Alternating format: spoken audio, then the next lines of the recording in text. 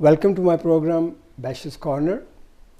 We discuss issues relating to ethnic minorities, their integration, culture, politics, social issues, every issue which mainstream media doesn't want or doesn't dare to take up, but we do. And to prove my point, my next guest and my discussion with him will show what I meant. One reads and listens on daily basis, both in Danish media and among the Danish politicians, how criminal ethnic minorities are, how primitive their cultures are, and that they cannot integrate and they don't want to integrate in Danish society. I have yet to read anything positive talking about ethnic minorities as an integral part of society, as those who have contributed to Danish society, both materially, spiritually, culturally, and politically. The younger generation among ethnic minorities, they are very much a part of Danish landscape. One such person is my guest. His name is Massih Mayeli. He has Iranian roots. I met him in a supermarket by chance. He came up to me and said hello, and we had a little conversation. And in that few minutes, I really realized that I have to bring Mr. Mayeli to my TV program, because here is a person our ethnic minorities and both Danish society should be very proud of. Thank you for accepting my invitation, and thank you for coming. And I'm really very happy that you are here. Thank you, Bashy. It's my pleasure to be on your program, Bashys Corner. Thank you very much. Let me start by inquiring about your name, because Iranian names are Parvez and very Farsi names.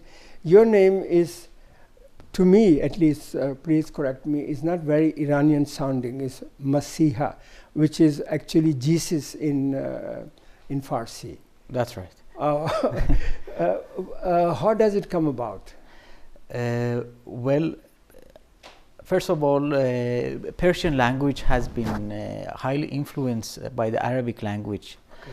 And if you look at the Persian history, I can roughly divide it into two eras. One era is the pre-Islam era, and also the post-Islam era. So it's not uncommon at all among the Iranians to name their children actually with names like that. And how actually my father and mother chose that name was there was a very close friend of my father who had the same name, Massih, and once he passed away, as a token of gratitude to him, my father actually passed that name to me as well. So it's the same name like Isa in... That's right. Okay, that's Pakistan right. We have some name like Isa. Yes. Okay, wonderful. And I hope that my Christian friends, will be very happy that Muslims also have names after their prophet. Absolutely. Yeah. You have explained to me actually why your name came about, because of your dad's wishes. Are there also other religions in Iran? Absolutely. Iran is dominantly a Muslim country, and actually a Shia Muslim country. Shia Muslim country. Okay. We also have actually Sunni minorities, yes. But basically we have other religion minorities, such as Zoroastrians, which have been in Iran for a long time, and some of them have migrated to India. Also, we have a Christian minority and also very old Jewish minority actually in Iran. So when I visited in Iran, I saw actually in Mashhad a large Jewish minority. But when you hear in Europe, they say there is no Jews, and I tell them, hey, I saw with my own eyes 1,000, and they have big synagogues, That's right. And so is it true that there are many other minorities also? Absolutely. It's a very diverse, ethnically and also religious-wise society. Yes. Okay. It's just because in the center of everything. Well, Iranian culture has been a prima culture for thousands of years. Okay. All right. Did you come because we have Iranian refugees? When I came, it was only 4 Iranians I knew, and they were from royal families background. Yeah. But now we have 25,000 Iranians, and most of them are refugees. So did you come as a refugee? Well, officially, I just looked up on Denmark statistics. There are 18,000, few hundred Iranians at the moment. Yes. And I came as a, let's say, immigrant, and to be specifically correct, I came as a skilled immigrant to Denmark. So in 2005, and basically, I, with like a lot of other skilled immigrants, have a lot of choice in the world we live today with the globalized world. There is a lot of demand for us, and I consciously chose to come to Denmark, and because of certain reasons I had back then 10 years ago, and yeah, but I moved to Denmark as a skilled immigrant, let's say as a student in the start. You started saying that you chose Denmark willingly. Yes. Why? I was very clear in my mind actually who I am as a person and what kind of life I would like to establish. I had sort of image about what kind of life I could pursue in Scandinavia and specifically Denmark. And back in Tehran we had a Danish neighbor, a lady, very, very respected, who also gave me some intro to the Danish society and culture. And one of the reasons I chose Denmark was equality and also the welfare state. And you see also Denmark in many terms of world indices, prosperity and corruption, and so it's topping the world. So that was the reason I chose Denmark to move. It's very interesting, Massih, because I came as a tourist in 1970, and that was also one of my reasons to stay. Yes. That I found this society a very well-functioning, people are very kind, and amazingly you felt that there's some place where you can be who you want to be. Absolutely. That was also my feeling. Yeah, and yes. I can really relate to that, but yes. Unfortunately it's changing, but that is a completely different topic. There are many myths about Denmark, especially about Iranians, you know. Yes. That they are very highly educated. I mean, I'm sure you can look at you. They are easy to integrate and very anti-Islam. How yes. much is it true? Well, let us say about education level, I don't have an official statistics about Denmark, but if you look at Canada and US, yes. one of the two major destinations of Iranian immigrants, Iranians are among the top 2 or 3 always according to the education level, and they are contributing very positively to those both societies. And but when I look at the circle of my friends and families, the part who are Iranian, actually most of them are doctors, specialists, entrepreneurs, engineers, consultants, quite successful. Okay. And so I acknowledge that by our parents actually there's a lot of emphasis put on pursuing education. And about let's say integration point that you bring on, the cultural history we have had, we've been invaded by many times actually. We have learned, and it's a part of cultural heritage as Iranians, to adapt easy to new situations. So I can relate to that. Iranians usually are easy to find themselves in new job situations, and a lot of them actually are married to original Danes. That's why they are well blended in the society. And the point you bring up about anti-Islam, I don't find that to be true, because Islam is a part of the Iranian cultural heritage. That's something we have to accept, and there are different of beliefs among the Iranians, but I do not find the Iranians to be anti-Islam. That's why I say it's a myth, you know. Yes. I'm happy that you have cleared. And when you say that parents have a very big influence in actually motivating their I can also see that among Pakistanis also, you know, that parents want to have their children more educated than they themselves were. Yes. So, and I'm happy that you have cleared this up. What are the different immigration waves of the Iranians to Denmark? You know, first. Sure. You know, the main wave of Iranian immigration to Denmark started in beginning of 80s, and that was mainly after the revolution. After the revolution, and during the time of Iran-Iraq war. That was a big, let's say, wave of Iranians actually left Iran, unfortunately. And and another wave, which is, in my eyes, mostly based on the economic reasons, has happened in the last 10 years. And so we see a lot of Iranians based on the green card scheme visas, or like myself as a student, actually immigrated to Denmark. It's because the possibilities to have a career in Iran is minimum at the moment because of the sanctions. The sanctions are lifted actually, now, but and that's a very, very good news for the whole world. Yes. And I really hope, as an Iranian and as a globe citizen, also that we see the same brain drain reverse trend also happening to Iran, like the one happened to India and China. Yes. Many of the brains start going back actually to Iran and contribute to that. Yeah. This is my wish.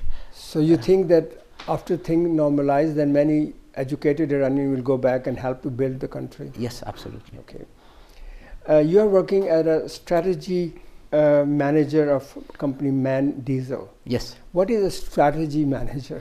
Basically, let me tell you a little bit about the company. Go ahead. MAN Diesel and Turbo, it's a very old company. Danish company.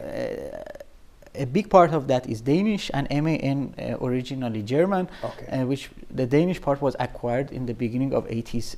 But the history of our company is 250 years old, and we are the, let's say, leading provider of marine diesel engines, and also to propulsion and power plants. And most of the large ships you see in the whole world, container vessels, tankers and bulk, all this making our life actually possible with carrying the goods. Many of them actually are running on our engines. And about my job, I've been with the company for almost 8 years now. It's the third position I have in the company, and I work with the management team in the after sales area to service all these ships across the globe, to set, let's say, the strategic agenda for the next 3 years. What do we need to do in order to be competitive, serving our customers, and actually make the business grow. And so defining the strategy, finding the strategic initiatives to reach the goals, and working with the management team, following up on these projects, how much value we are adding.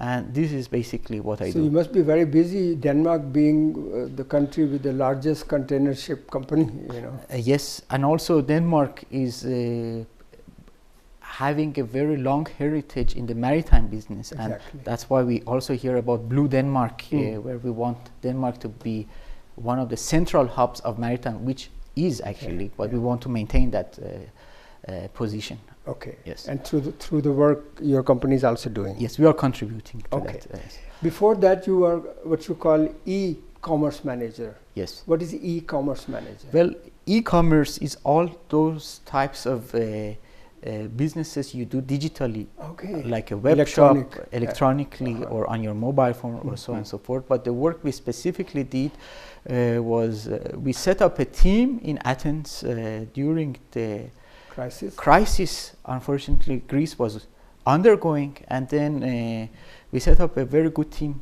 in Athens, and we built up a large business-to-business web shop where our own organization can go online and buy the spare parts for our ships.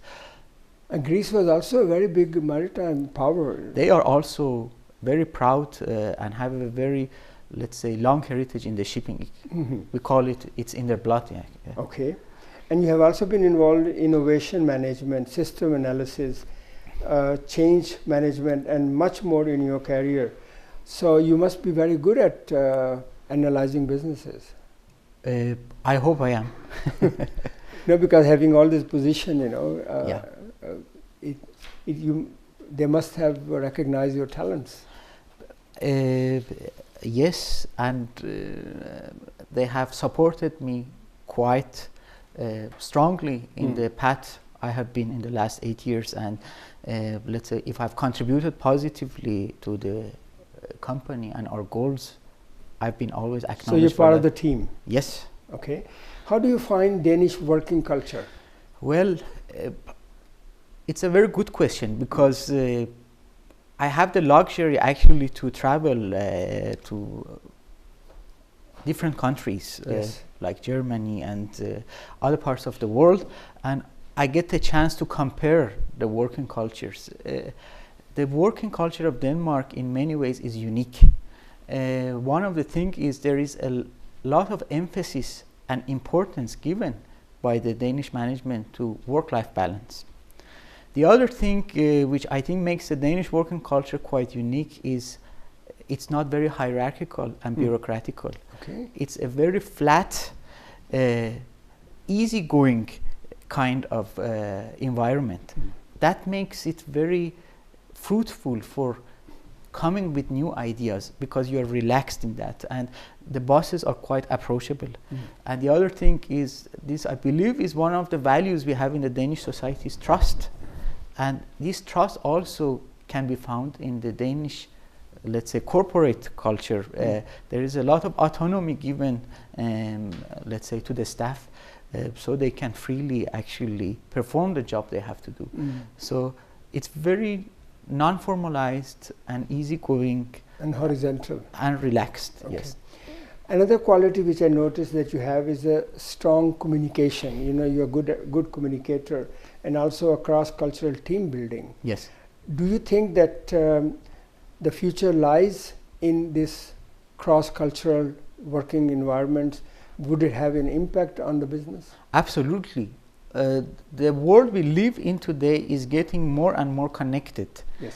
That means if a firm or a company wants to remain competitive, needs to use this diversity, needs to use, let's say, different locations they have across the globe, and actually pull the talent in. So this connectedness in the world we live in puts actually more importance on, let's say, this cultural diversity we talk about, right? Okay. A few weeks back, I interviewed a young man. He is the manager of an organization called New Danes. Yeah.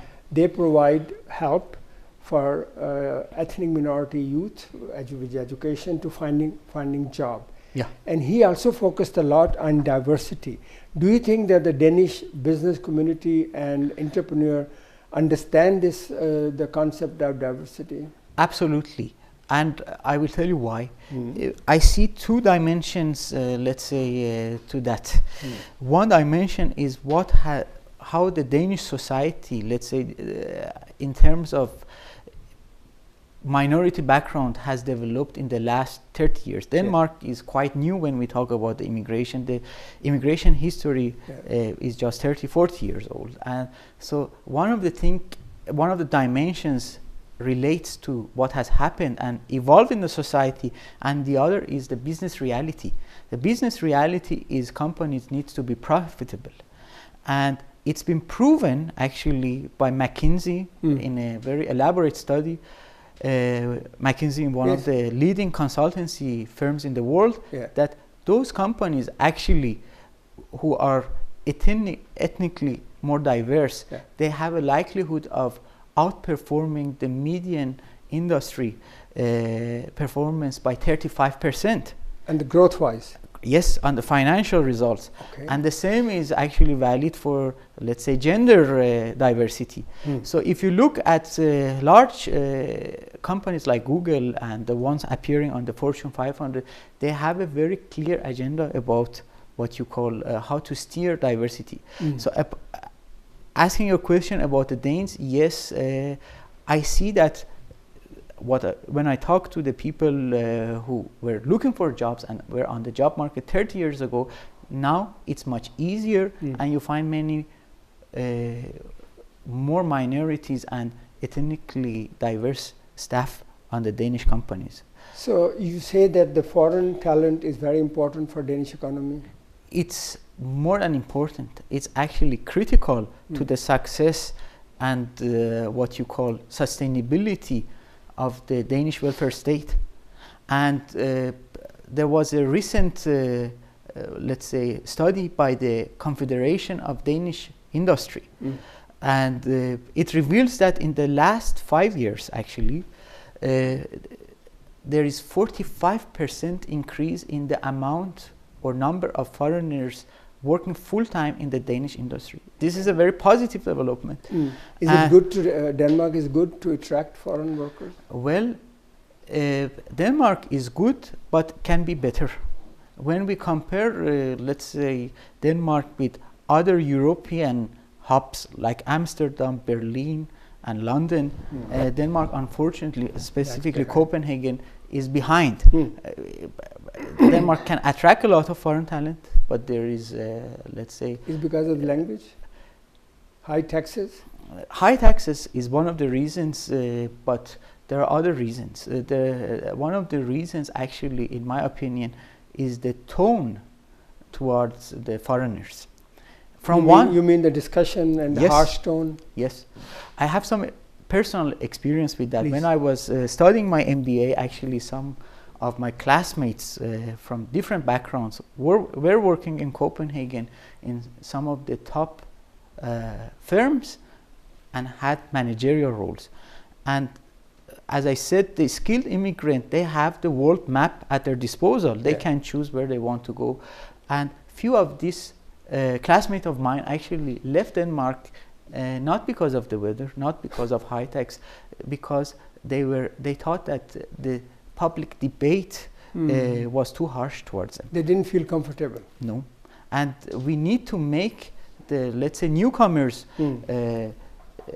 from all kind, if they are skilled or non-skilled, feel welcome. You have lived in India also and studied there. That's right. If you have to compare, do you think you were more welcome in India than here? Well, India also has its own challenges, and it's a more, let's say, non-homogeneous society than Denmark. But I felt I had some of the best periods of my life in India. And apart from being educated in India, I had a lot of learnings by living in the society. And looking at your CV, I really believe that you could be a very good role model for ethnic minority youth who are, have good initiatives. Yeah. Any thought of going to politics? Thank you first for that. No, I would not choose politics because I'm not passionate about that. But I would encourage those who have political talent and passion to go that field. But each of us, in our own way, have to actually make a difference in the society. And the way I would like to make a difference in society is actually by coaching and mentoring the youth, both minority backgrounds and let's say original Danes, doesn't matter to me, to have a dream actually. But when if you were in politics, and the way you speak and your success story, maybe it will also encourage other youth. Maybe. But I think basically my main priority is actually, if you look at the statistics, 8 out of the 10 jobs in the European Union will be created by small and medium companies. Yes. So we need to pay actually more attention to the startup and new companies. And this is where I think I can play a role to actually make sure that there will be more jobs, there will be more innovation, there will be more companies. And if I get a chance to interact with some of these young entrepreneurs and coach them, then I think it will be a good achievement. I know that I shouldn't discuss politics with you, but I just want to ask you that some Danes and Europeans say that multiculturalism has failed. Yes. And do you agree with that? Well, in order to answer that question, yes, I think we need to get a definition about what culture is. In the connected globe we are living today, no matter what we want to do, cultures actually influence each other. We watch American series and let's say we eat Chinese food, and we see the influence of cultures on each other. And Denmark today has 11.6% foreigners as a part of the population. So Denmark is already a very diverse society with different colors, religious backgrounds, and ethnicities. I know that you also play music. Yes, I do. So tell us, because music and business, does it combine? They do combine, because that's in my, let's say, free time. Okay. And actually it boosts my energy, gives another dimension to my life. And we have a, let's say, Persian classic group that we meet each other once a week, and we seriously practice, and we are now performing too? We are getting ready for, let's say, a few concerts in April and May, yes. Okay. Lastly, I want to ask you, if you have to appeal to Danish majority, yes, what would you say to them concerning interculturalism, the contribution of minorities, your own contribution? Yeah, I would share a story with you. Okay. And hope to answer this one. A short one. While I was living in India, I didn't know English well, and then the university assigned me to an evening program with one of the esteemed professors. Was a middle-aged lady called Barbara, who is not with us anymore. And she actually helped me to get a vision about what I want to do in life, apart from teaching me English. So we got quite close. One day in Christmas, I visited Barbara, and Barbara actually gave me a present. I opened this present, and to my surprise, it was a little glass Ganesha, the Hindu god. And Barbara, by the way, was a Christian. And then I got confused on my mind, and I said, Barbara, why are you giving me a gift like that? And the answer was, Barbara, was, I would like you to understand that you need to be tolerant and respectful to others. So, answering your question, Denmark is a beautiful land, in many ways is unique, in many ways is welcoming, and all my countrymen and countrywomen, we need to keep the good Denmark the way it is. Massih, with these beautiful words, I want to say thank you very much for coming and telling our viewers wonderful message of understanding diversity, especially in business, how much ethnic minority youth can contribute to build this beautiful country which is ours. Until next time, take good care of yourself.